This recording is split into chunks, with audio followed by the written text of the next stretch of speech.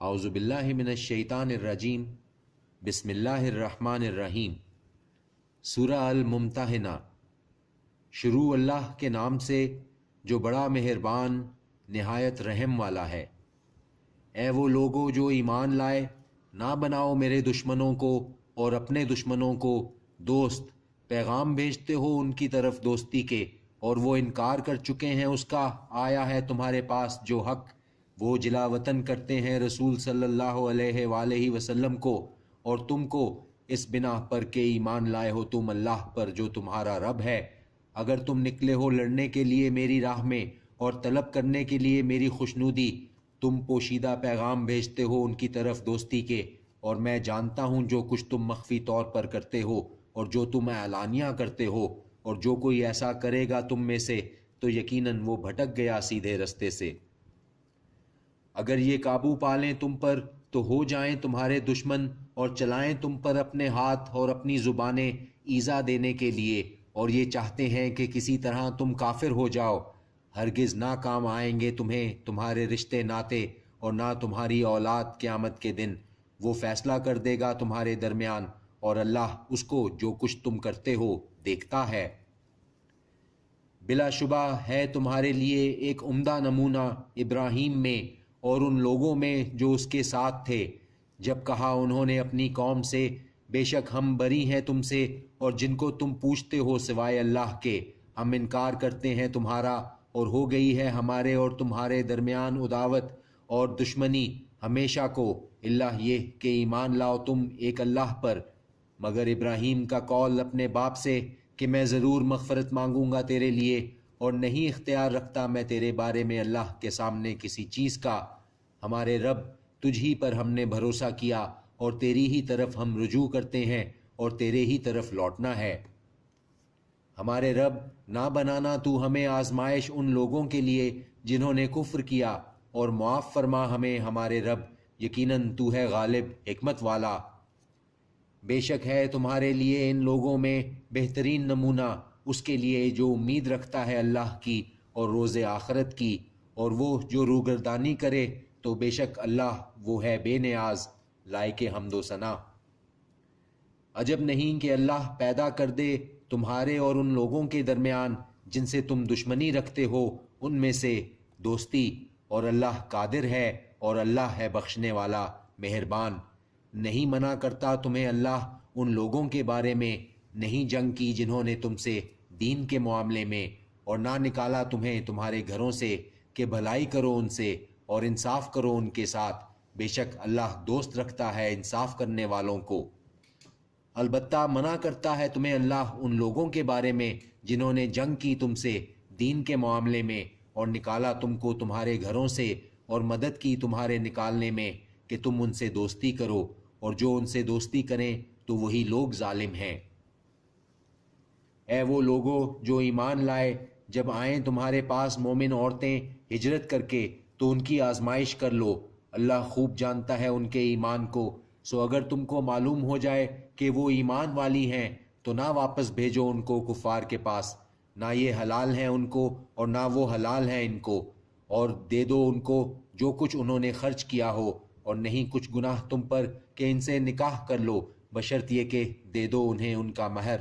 اور نہ روکے رکھو زوجیت میں کافر عورتوں کو، اور مانگ لو جو کچھ خرچ کیا ہو تم نے، اور وہ مانگ لیں جو کچھ خرچ کیا ہو انہوں نے۔ یہ ہے حکم اللہ کا، وہ فیصلہ کیے دیتا ہے تمہارے درمیان، اور اللہ جاننے والا ہے حکمت والا ہے۔ اور اگر جاتی رہے کوئی چیز تمہاری بیویوں میں سے کافروں کے پاس اور تم کو غنیمت ہاتھ لگے تو دے دو ان کو چلی گئی ہیں جن کی بیویاں اتنا جو انہوں نے خرچ کیا تھا، اور ڈرتے رہو اللہ سے وہ تم جس پر ایمان لائے ہو۔ اے نبی صلی اللہ علیہ وآلہ وسلم، جب آئیں تمہارے پاس مومن عورتیں بیعت کرنے کو تم سے اس بات پر کہ نہ تو شرک کریں گی اللہ کے ساتھ کسی کو، اور نہ چوری کریں گی اور نہ بدکاری کریں گی اور نہ قتل کریں گی اپنی اولاد کو، اور نہ لائیں گی کوئی بہتان گھڑ کر اپنے ہاتھ پاؤں کے درمیان، اور نہ نافرمانی کریں گی تیری نیک کاموں میں، تو ان سے بیعت لے لو اور بخشش مانگو ان کے لیے اللہ سے، بے شک اللہ بخشنے والا ہے مہربان ہے۔ اے وہ لوگو جو ایمان لائے، نہ دوستی کرو ان لوگوں سے غصے ہوا ہے اللہ جن پر وہ مایوس ہو گئے آخرت سے جس طرح مایوس ہو گئے کفار قبر والوں سے۔ صدق اللہ العظیم۔ اعوذ باللہ من الشیطان الرجیم، بسم اللہ الرحمن الرحیم۔ سورہ النساء۔ شروع اللہ کے نام سے جو بڑا مہربان نہایت رحم والا ہے۔ اے لوگو، ڈرو اپنے رب سے جس نے پیدا کیا تم کو ایک جان سے اور پیدا کیا اسی سے اس کا جوڑا اور پھیلا دیے ان دونوں سے کثرت سے مرد اور عورتیں، اور ڈرتے رہو اللہ سے وہ ہستی کہ سوال کرتے ہو تم ایک دوسرے سے جس کے واسطے سے اور رشتوں سے، بے شک اللہ ہے تم پر نگہبان۔ اور حوالے کر دو یتیموں کو ان کے مال اور نہ بدلو برے مال کو پاکیزہ مال سے، اور نہ ملا کر کھا جاؤ ان کے اموال کو اپنے اموال کے ساتھ، یقیناً یہ ہے گناہ بڑا سخت۔ اور اگر تم کو خوف ہو کہ نا انصاف کر سکو گے تم یتیم لڑکیوں کے بارے میں تو نکاح کر لو ان سے جو پسند ہو تم کو ان کے سوا، عورتیں 2 یا 3 یا 4۔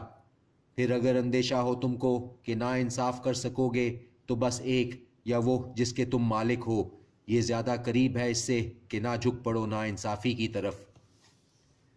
اور دے دیا کرو عورتوں کو ان کے مہر خوشی سے، پس اگر وہ چھوڑ دیں اپنی خوشی سے تمہارے لیے کچھ اس میں سے از خود تو کھا لو اسے مزے سے بے کھٹکے۔